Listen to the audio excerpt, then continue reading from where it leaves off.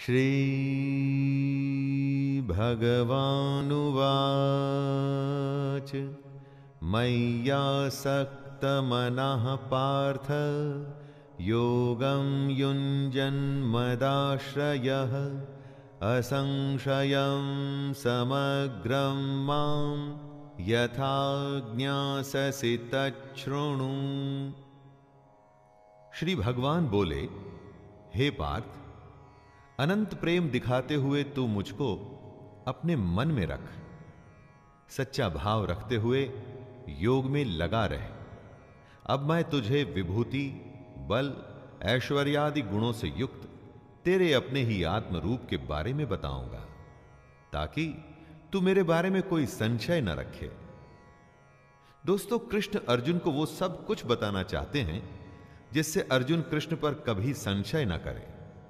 आप सोचेंगे कि भगवान अपने भक्त को अपनी ही महिमा के बारे में क्यों बताना चाहते हैं? क्योंकि भगवान अपने भक्त का भला चाहते हैं।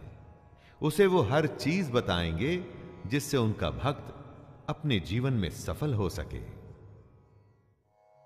ज्ञानं तेहं सविज्ञानम् इदं वक्ष्याम्यशेषतः यज्ञात्वा नेह भूयोऽन्यज् ज्ञातव्यमवशिष्यते। कृष्ण अर्जुन को तत्व ज्ञान देंगे। इस तत्व ज्ञान में जो भी विज्ञान है उसे भी कृष्ण अर्जुन को बताएंगे। ये तत्व ज्ञान आखिर है क्या? ये वो ज्ञान है जिसको जानने के बाद संसार में फिर और भी कुछ जानने योग्य शेष नहीं रह जाता। परम तत्व परमात्मा की जानकारी को ही ज्ञान कहते हैं। यही सबसे बड़ा ज्ञान होता है। इसीलिए कृष्ण अर्जुन को अपने बारे में बताएंगे, और इसीलिए ये जानने के बाद अर्जुन के मन में किसी भी तरह की शंका नहीं रह जाएगी। एकदम सही बात है दोस्तों, भगवान के बारे में जानने के बाद और कुछ जानने को बचता ही कहां है। मनुष्याणां सहस्रेषु कश्चिद्यतति सिद्धये यततामपि सिद्धानां कश्चिन्मां वेत्ति तत्त्वतः।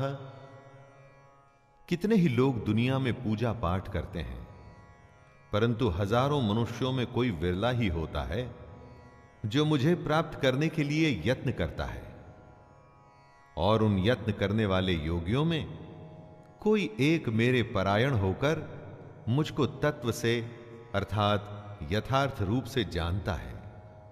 हजारों में एक मुझे पाने की कोशिश करता है, और उन सब में से भी कोई एक ही तत्व यानी कि असली रूप में मुझको जान पाता है। दोस्तों, कृष्ण को आप देवकी पुत्र, बंसी बजैया, कंस हरता या सारथी के रूप में ही ना देखें। असल में कृष्ण क्या हैं, यही वो अर्जुन को बता रहे हैं। भूमिरापो नलो वायुः खं मनो बुद्धिरेव च अहंकार इतीयं मे भिन्ना प्रकृतिरष्टधा अपरेयमितस्त्वन्यां प्रकृतिं विद्धि मे परां जीवभूतां महाबाहो ययेदं धार्यते जगत्। कृष्ण सबसे पहले अपनी स्वयं की प्रकृति के बारे में बता रहे हैं।